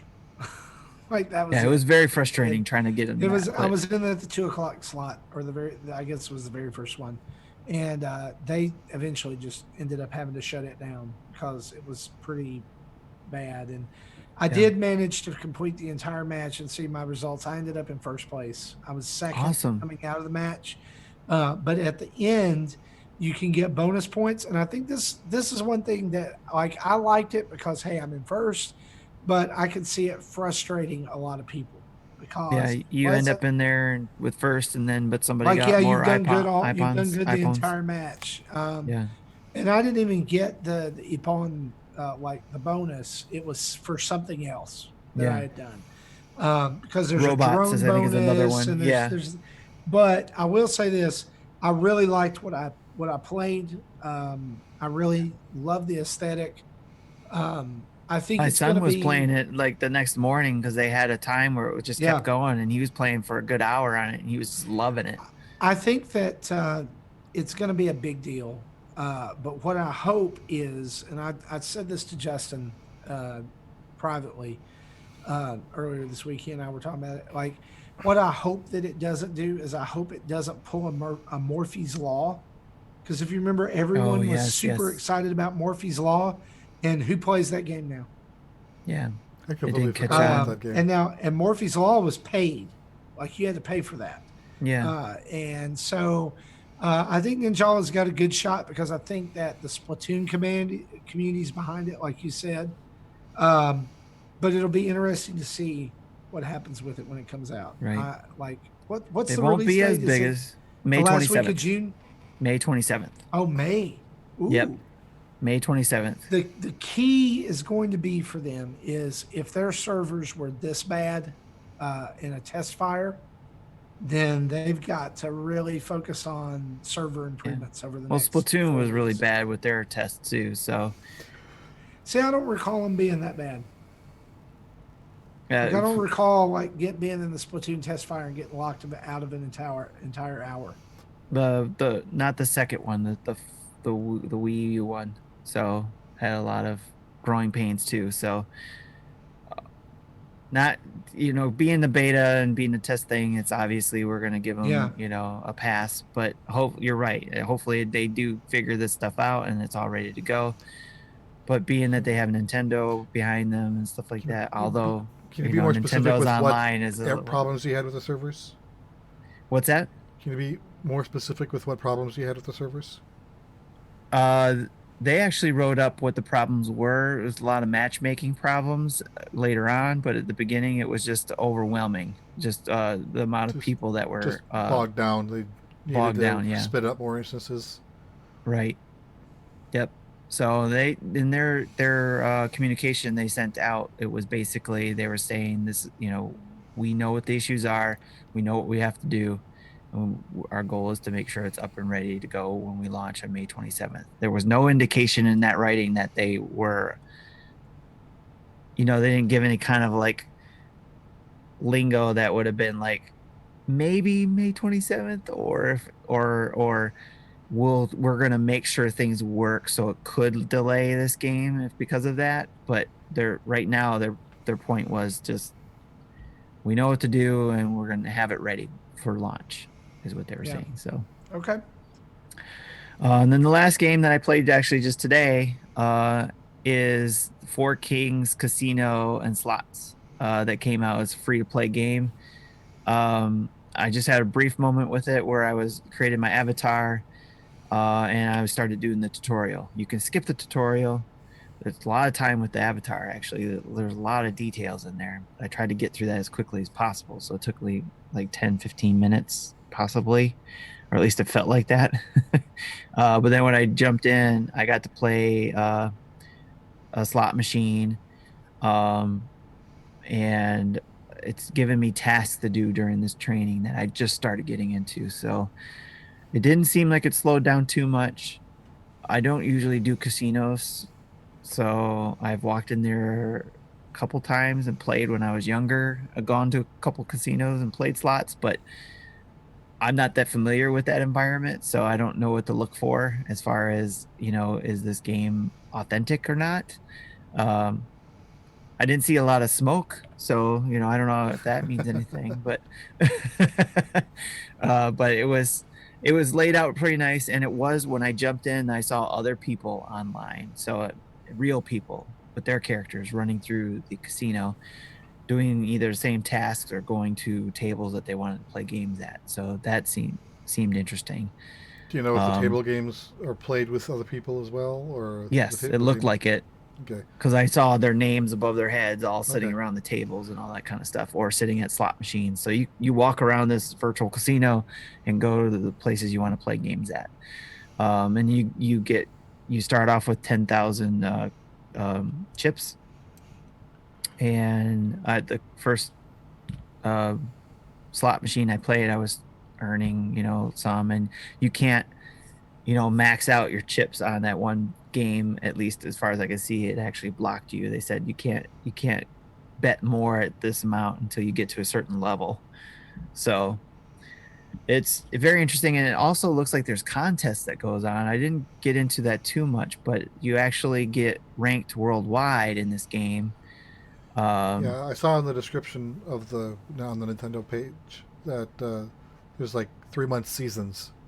yes, this particular season, I guess, rolls in. I don't know what other systems that we play with, other gamers we're playing with, whether it's other consoles or mobile or PC or whatever. But they said this particular season ends May 31st. So it seems like they've already had a season going on other consoles and then Switch is coming in the middle of it. Which is fine, I guess, because, someone like me getting used to it. Or maybe it's the tutorial that ends at the end of 30 days or something. I don't know for sure, Yeah. but it said the season, I think, was It ending looks like on the games are also May available 31st. on Steam and PS4. Okay. I think I might have downloaded and played the PS4 version a while back. It Yeah, sounds so it's gonna be familiar. definitely gonna be interesting to goof around with, and because I like blackjack, I like Texas Hold'em, and I think I want to dive into some of the tutorials they have for other games that I don't know how to play. So Do they got I'm some looking Pygal? forward to what's that? Do they have Pygal? I don't know. Maybe. Who I don't knows? know. I like Pygal. That's a fun game to play. Yeah, so I also downloaded this game, but haven't had a chance to launch it. That's something on my to-do list this weekend. Well, All that's right. it for me. Jesse, what about you? What you been playing? Okay, so I've been putting more time into Picross S4. I probably maybe 70-ish, 80-ish% done. I still have some of the big puzzles left, wanting to like record them and put them up on my personal channel when I have them. I started Hey, trying to record them today, but ended up making an error. So I'm like, all right, I have to restart, and I just threw the video away. well, Jesse, just to let you know, when you were playing your Picross games on Twitch, I was showing my wife you playing the when I joined in the middle of it, and then I Yeah, went back to show her the other game, and she said, "Oh, there's color puzzles when you were showing off the color ones." So she went back and bought the other Picross games that because she was already playing, I think three. No, it was earlier ones, one or two or whatever, whichever one didn't have color. So she decided to go off yeah. I and think buy. S3 was introduced to color puzzles. Okay. Yeah, she went off and bought all the other Picrosses, so Okay, well now that she's got them all now. once she has save states for all three games, when she launches the fourth one, she'll have access to three 40 by 30s. Yeah. We saw that on your video. Oh, Yes. I did want to say because when I did that video, the S and the S2 videos or puzzles were not spawning; they were still locked, and I found out why. I thought that I might have to pull my save state down from the cloud because I didn't have it locally anymore. That was not the case. What was the case is there was an update to the games. So since the versions didn't match, S4 didn't recognize it. But as soon as I downloaded the update to S and S2, S4 said, "Okay, you're good." Gotcha. Okay. So if anyone sees that and wondering why they can't access their puzzles, that's why. And the other game that I played a little bit yesterday, this was a game that it's called Arcade Spirits. It's we got a pre-release game thanks to PCube. It comes out May 1st, so later today. It's basically it's a visual novel dating sim where the setting is a world that didn't have the arcade or the gaming crash of the 80s. So arcades are like just as popular as like bars are now, and arcades come and go. Just if they're not the best and another better one shows up, so it's a big competitive market. So your main character gets a job at kind of a middle of the run arcade, and you meet like the six characters that you get to interact with all in your first day there, and some of them I'm not a fan of, but some of the characters I think are really funny. And so I did let's a live stream of the first day, or they called it level one. It's basically a chapter one. Reading everything out loud slowed me down a bit, of course. Well, but so the whole thing was about just under 2.5 hours. So not sure how long the rest of the game is, but I was having fun. I have kind of an idea of what route I want to take throughout the story, and I do plan on playing more of it. It's interesting. So is it, All right. as you said, dating sim type Yeah, game or yeah. okay? I know. I talked about Doki Doki Literature Club several years ago when that first launched. It's where in that game it's actually it turns out to be a psychological horror game. So if you see a warning that says "Don't play if you're easily disturbed," take it seriously. But it starts off as a cute anime girl dating sim for like the first 4 hours until it's not. But this is a game that's more of a dating sim that is a dating sim. I don't think this is going to go any twisted on me. It says on how long to beat. Someone, I don't know how many people put it in here, but it says 8 hours for the main story, 21 hours for completionists. Okay, so maybe there's 4 chapters then, 4 or Okay, 5. Again, there's about 3 people pulled for that. reading everything out loud, I'm sure slowed me down versus what it would have been if I read it Yeah. to myself. 7 total. Okay, yeah, interesting. So I think I confused Mecha Dragon. So yeah. This game is called Arcade Spirits, and yes, I compared it to Doki Doki Literature Club, but just for one game mechanic. But that's all. all right. So I've been playing Animal Crossing. What's that That's game? it. No, That's it. That's all I've that's been it. playing. Yeah, it's No, amazing how much time that game will take, it, isn't it it? does. Like I was looking the other day, and I've put more than 35 hours into it. That's like an hour a day since it came out. I've also gotten back into Mario Maker 2 with the new update. There's a ton of new content there. I am making worlds again, so you can check out the Super Mario Maker um, 2 codes channel in our Discord. And I've dropped a couple of boss fight levels in there. I'm actually working toward doing a full game using some of the levels I'd already made and uh, hopefully finding a way to recreate the levels I made in Mario Maker 1. Hopefully to use there and do some improvements for those. Some of them are pretty bad, but there's a couple of good ones in there. It's really more challenging to make good, fun to play Mario levels than you think it is. Yeah, Like they're I, not too easy, they're not too difficult. Yeah, I was lousy making levels when I tried on the first game, and I What literally never launched the editor in the second game. what usually happens is that I have like a one specific idea that I want to work on in a level in one part, and the rest of it just kind of grows out from that organically as I build. So I think the 2 levels that I built with the bosses are okay. You can you can tell me if I'm wrong. So, but that like I've been playing a lot of that, and as of today, I picked up Streets of Rage 4. Actually, I didn't pick it up. We got a code for it from Dotemu, I think is the company that, or the dev that did this, um, and it's really really good. It's really really good. If you love 2D side scrolling beat 'em ups, then there should be absolutely zero hesitation for you on this game. Absolutely zero. It's fantastic. The art style is great. It looks like a living comic book. The music's good. There's tons of Easter eggs for old Streets of Rage games. It's excellent. It's so good. that's exciting. And I did a stream of it today. It should be up on our YouTube now, and it's definitely on our Twitch. I know that it was on, and you can see a link to it on our Twitter account.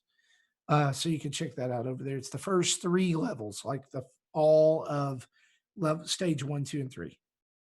It's a lot of fun. A lot of fun. I use 3 out of the 4 characters too. I love that they let you swap characters after the levels because it's not like they did a great job, I think, in making the characters feel distinct and giving you a reason to maybe have a favorite character. So It was a lot of fun to stream. And those bosses you were fighting were pretty fun to watch too. Yeah, and right after that, I went home and dove into stage 4 and got a game over. So the difficulty definitely goes up. I was even playing on normal. So there's that. That's what I've been playing. How about we hop on to the community spotlight to round out the show?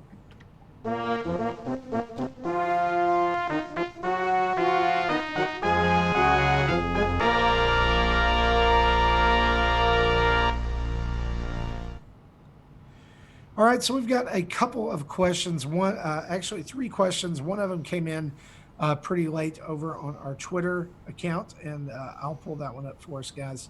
But one that we got earlier on in the week is from Chris Logal, and he asked us this: how much inspiration do you think Nintendo takes from all the levels people make in Super Mario Maker 2 to incorporate into future Mario games? I joked when I answered that on Twitter. I joked with him and said probably 0 to None. 0.01% or something like that.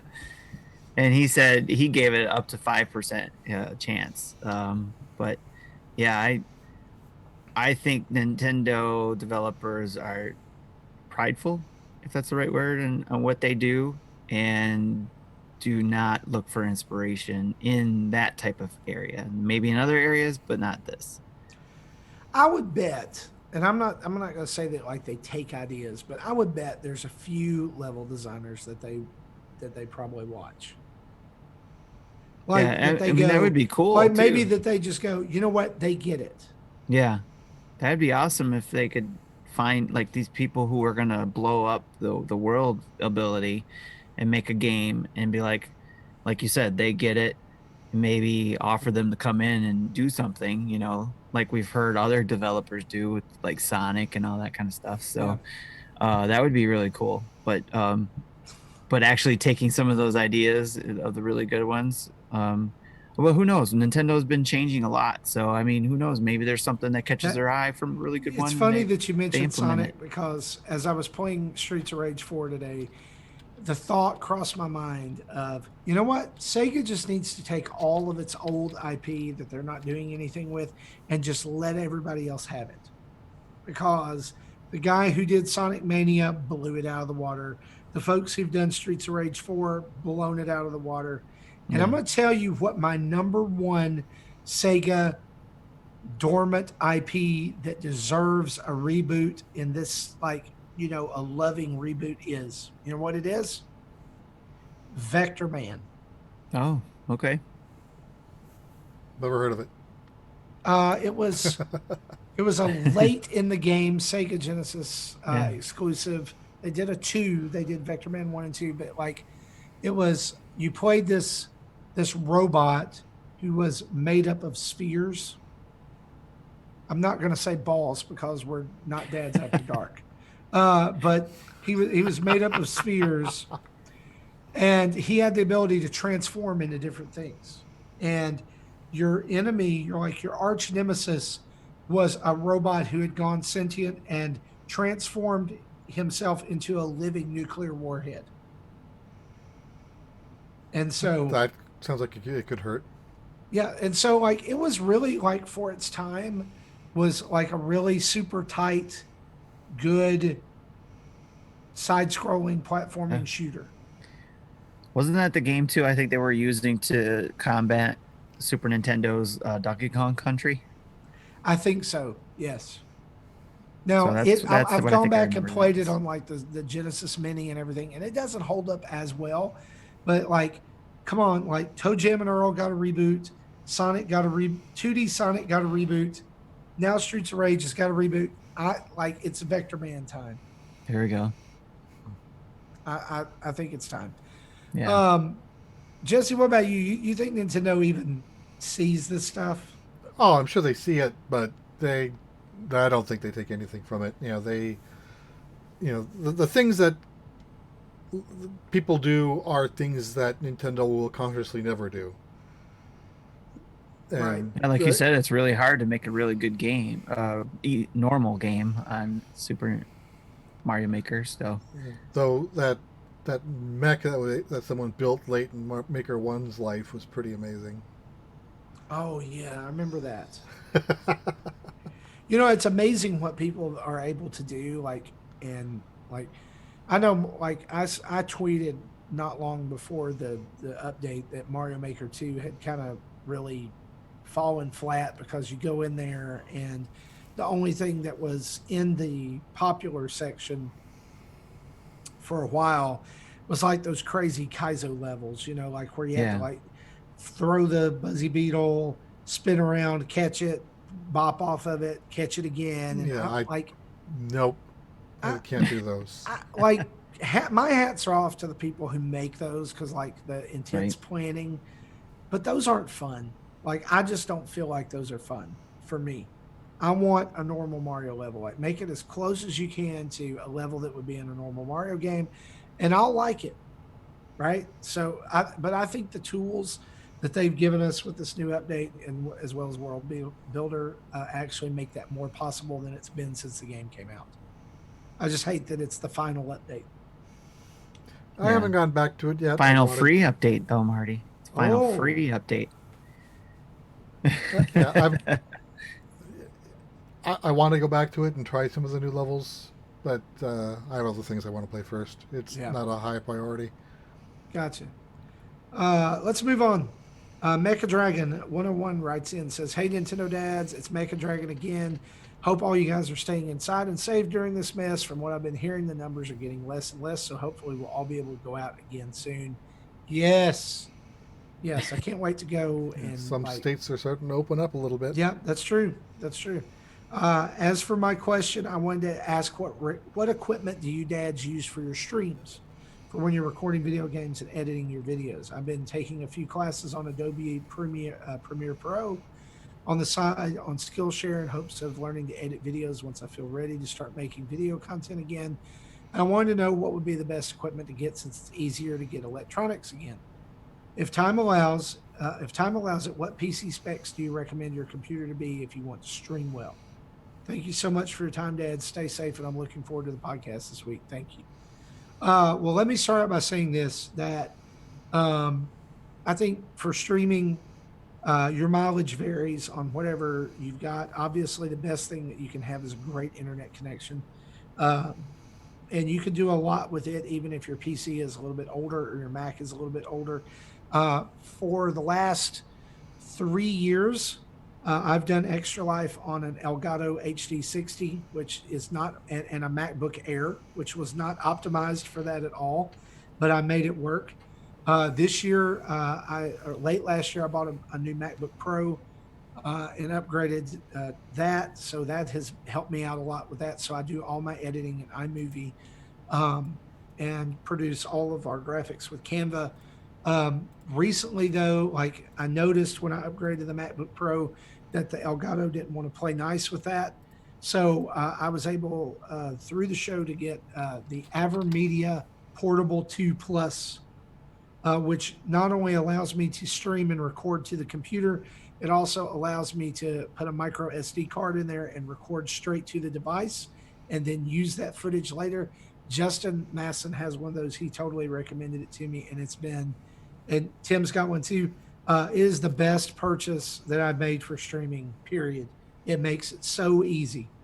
I'm really, really pleased with it so far.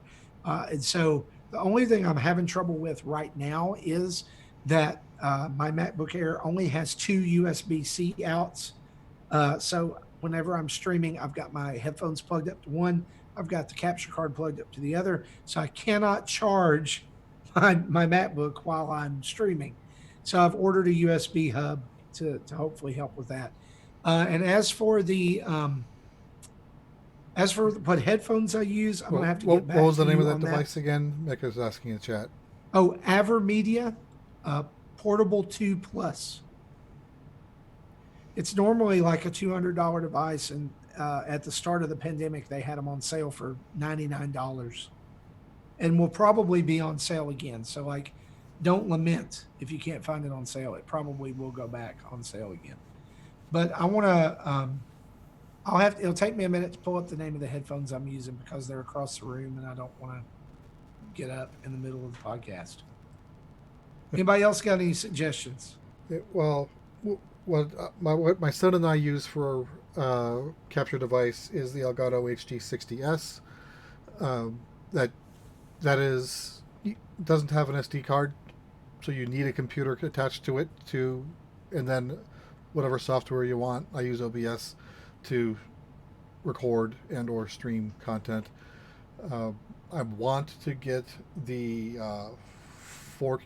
I think they call it the 4K 60 plus, because since I got a 4K TV this last year, and I'm probably going to get one of the new systems that's 4K capable. I want to be able to record 4K content. So this is not a cheap device. This is a $400 unit. It does take an SD card, not a micro, but a full size. And right now, the full size in the higher capacity is more expensive than the micro, which is backwards of what you'd expect it to be. So, like a 1 terabyte SD card is $400, the same price as the unit itself. So I'm going to wait a bit before I buy memory for it. But you can also use it in connection with a computer to stream and record the same way if you don't have the card to record directly. I figure something like that might be nice. If, going to events like E3 next year, if there is one, if I'm able to just connect it up and record stuff without having to bring out a laptop, which is what I was planning on doing this year. In terms of internet, so like I'm streaming this at about 6 megabits a second. Just this, which is overkill for people talking, but is pretty much what you'd want if you're streaming 1080p content, gaming content. Most home internets, like if you buy a 100 megabit package, you might get 5 or 10 upstream, and that's what you need is the upstream if you're wanting to do real-time streaming. So you want to make sure you get the highest upstream you can get. And as for your computer, I think the minimum requirements for streaming with this HD I have was like a 5th gen i5, which is now 5 years ago. So any current i5 or i7 processor, or if you're going Ryzen, something equivalently 3rd gen, would be more than enough. If you're planning on doing recordings, get as much hard drive space as you want. I've talked about I have a 12 terabyte RAID array in my system. That's overkill, but at least I'm not going to run out. I ran out of space all the time in my last system. If you're wanting to stream games you're playing on your PC, then you'll need a beefier machine, because the machine's got to handle playing the game and record it. If you're just streaming Switch stuff, then he doesn't have to worry about rendering the game, just rendering the recording. And there was something else I wanted to say, but it's slipping my mind. If I remember it, I'll bring it up. Well, and one thing I failed to mention earlier, and there was a lot there, and I may have missed it, is that knowing your way around OBS is necessary almost to stream. I mean, the software that comes with the AverMedia 2 Plus can stream, but with us, like, we go through restream.io, and we're able to restream, or we're able to stream to multiple sources at once. And figuring that out and figuring out OBS allows you to control the look of your stream however you want. Add a background. We're doing that right now. If you're watching on YouTube, this is run through OBS. And so it allows you to control and do a lot more, but it does take a little bit to learn as well. Elgato does come with software that you use to record and stream, and is somewhat configurable, but I've liked OBS so much since I started using it. OBS is really good. And if you haven't even bothered trying to learn the Elgato software. If you're on a Mac, there's not an official OBS, but there's Project OBS, which you can download, and it's just it's the same thing. Ibis was asking about Stream Deck. There is an OBS Stream Deck version, which I think does have more integrations with stuff like Twitch. I don't use that version. I'm just using the vanilla. I think probably the project one. Yeah, I'm using OBS 25 right now. I don't know what code name it is. This is definitely a large rabbit hole that you can go down very easily and get Yeah. lost. Oh, So, and then, Yeah. go What did ahead. you think of it, Jesse? Yeah, I was going to say, in terms of video editing software, I use Vegas Pro. I think I have version 17, which is the latest. Um, not a cheap license, but definitely, I've been able to do some pretty good things with it. I'm using it to make the videos. I like I did the Pokemon Go and Pokemon Let's Go videos last year, and I think I did some pretty fun things with that. Cool. Little I also Yeah, background want and to picture those stuff were going awesome on. too. Yeah, that was pretty awesome. I also want to circle back around. I know I said I was going to get the name of the headset I use. It is a Corsair Void Pro. The only problem with it is that it has a ton of configurable options on Windows machines, and none of those are available on a Mac. You can Mm. plug it in and use it as a headset. That's all you can do. Oh, and then they asked in the chat about Stream Deck. I have a Stream Deck. I use it for the soundboards. Um, there's, you know, you can also program the buttons on it to do things specific to a stream. Like if you have multiple scenes set up in OBS, I can change them with the push of a button without having to do it in OBS directly. Or they have Twitch controls. So there's a whole bunch of stuff that I haven't even bothered learning yet because Yeah. all I wanted it for was it for the soundboard capability. Yeah, for me, it's just a lot of it's been simplified for me. One, because of financial reasons, and two, just because of, well, I guess mainly just because of financial reasons.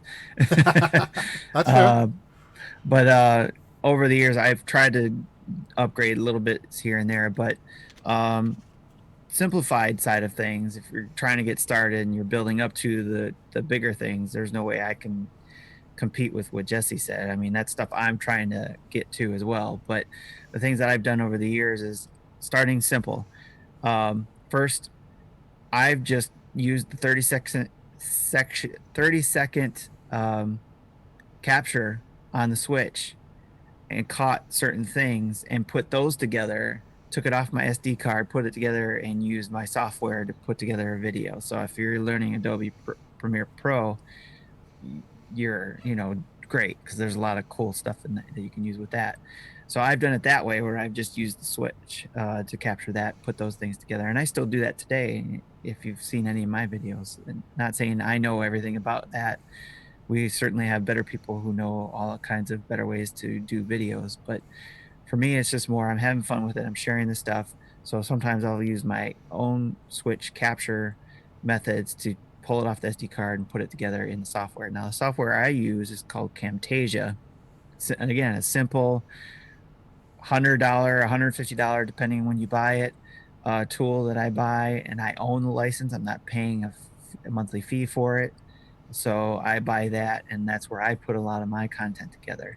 And it has some nice, easy tools in there, simple audio editing that has worked well for me in the past. And there has been times where it hasn't, but it might have been because of user error.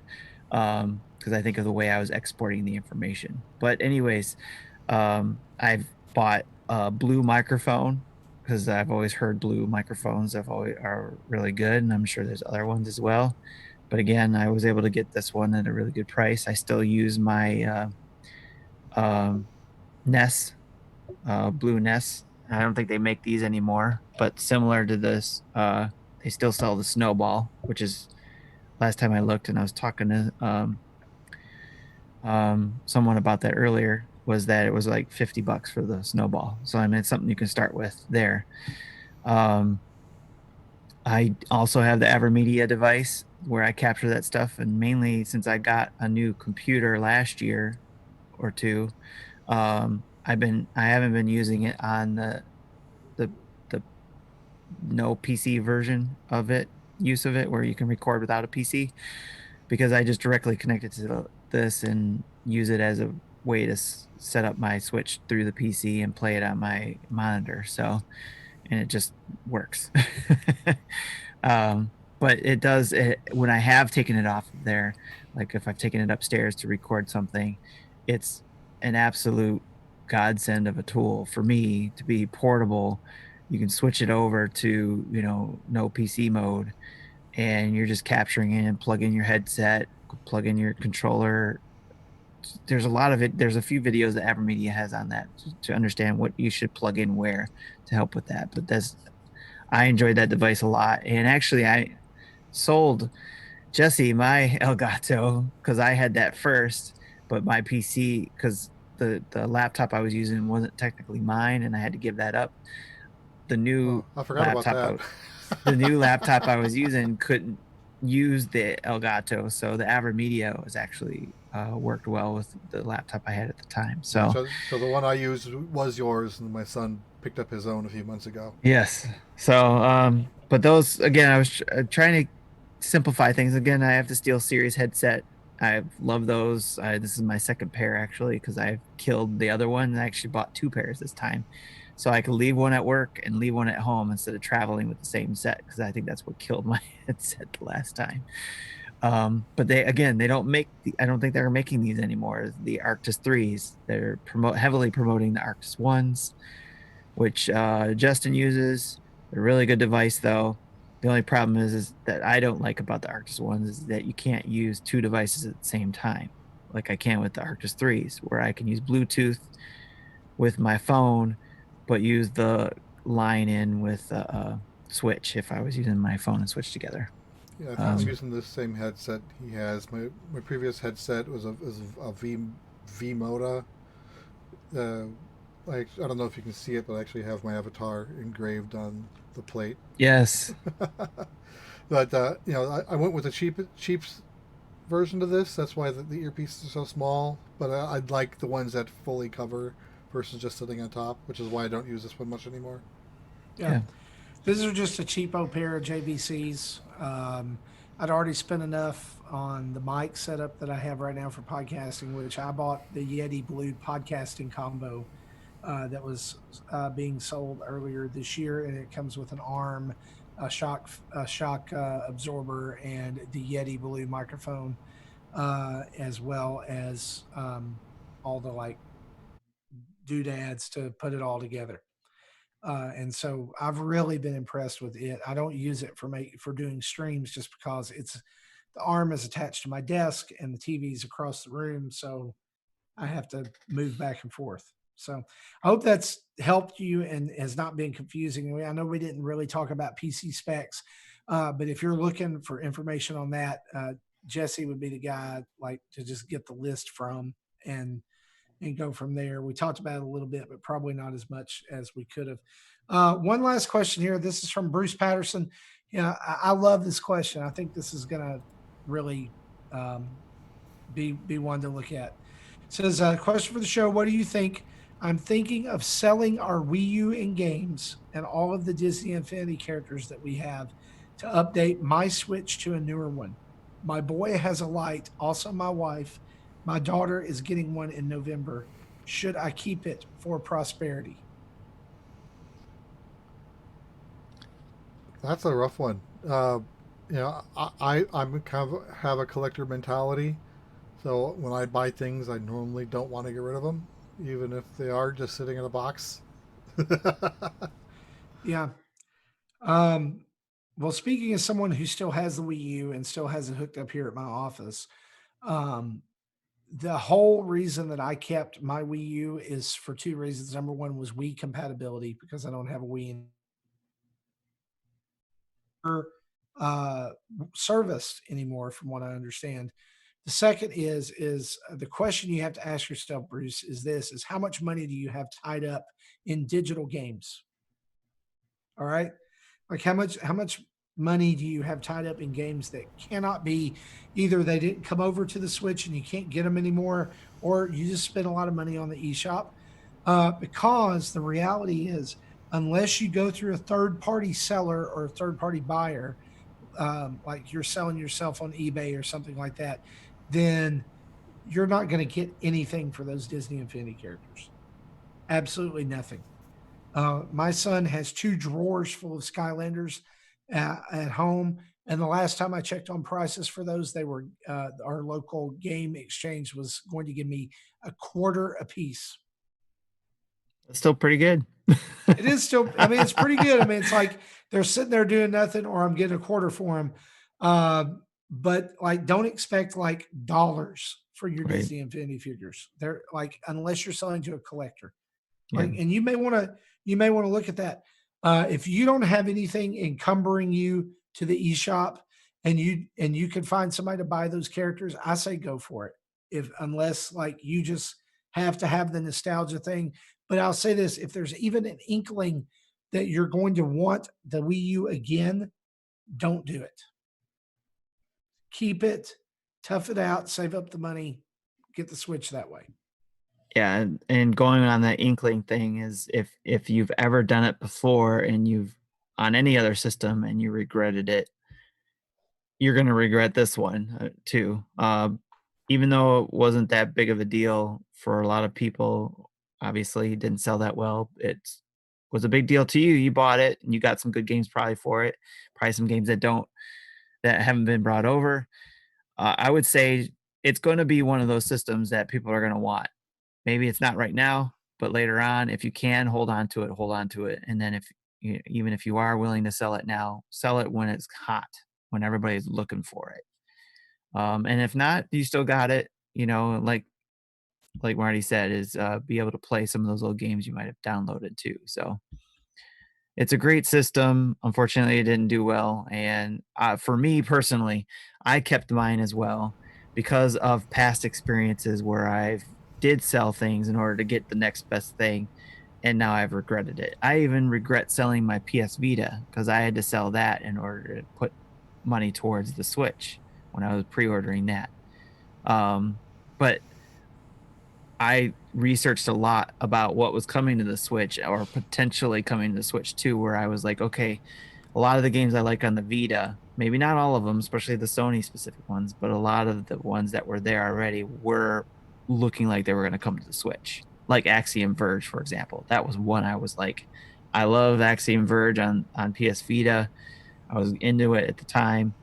And then I was like, as soon as I got any inkling that was going to come over to the Switch, I was like, okay, I felt that was the game that was like, for sure, I was ready to sell that Vita too. But that's the thing is like, even though I did that, I'm regretting it because there's still those other games that I missed on the Vita from that aspect. The other aspect of it is are you the type of gamer who does like to go back and play your games, those old games that you played before?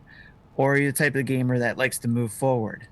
So if you're like you're just looking forward and just keep buying the newest games, and then if it happens to come out again on that new system, you buy it and play it again, then I would say we sell the Wii U. But if you're that person who definitely likes to go back to their old games and the old systems, or has any thought of, I wish I could have gone back to my Super Nintendo and play a certain game, hold on to the Wii U. Yeah. Yeah, Totally I still have agree. my Wii U Totally agree. here. It's connected to this to this capture card because like the video I started making back in February and never finished it. Tokyo. Yeah, I'm wondering if I'm hoping to get around to finishing that video, but Nice. so yeah, I still have my Wii U. In fact, I gave it to my son and had to ask for it back in order to get footage for that video. There you go. Don't give it away. I think the consistency here is probably to save it and save up your money. Well, guys, that has been episode 278 of Nintendo Dads. We want to thank you for hanging out with us. It's been good to be back. It's been good to hang out with you guys, Jesse and Tim.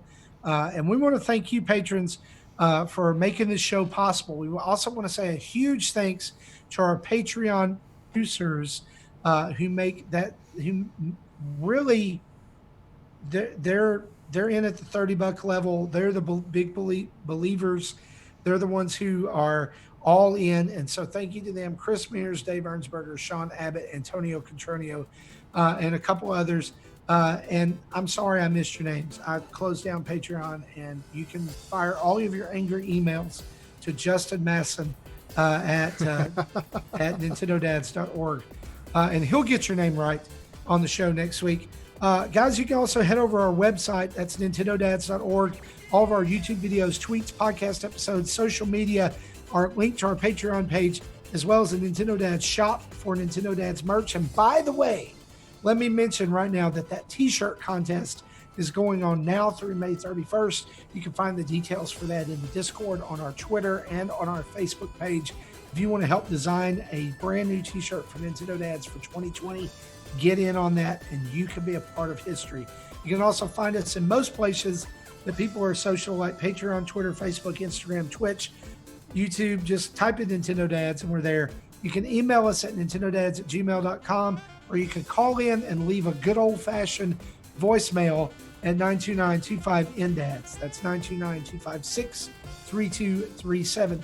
Big thanks to OC Remix for the music used throughout the show. And be sure, rate us and review us on your podcast app of choice.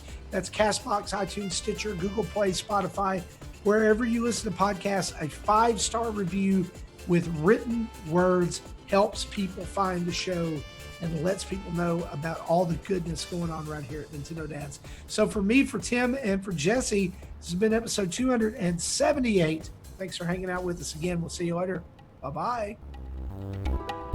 Bye.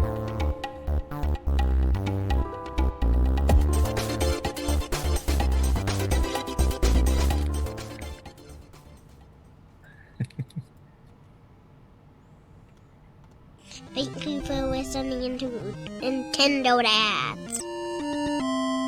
Wobble Puffet, Wobble Buffet,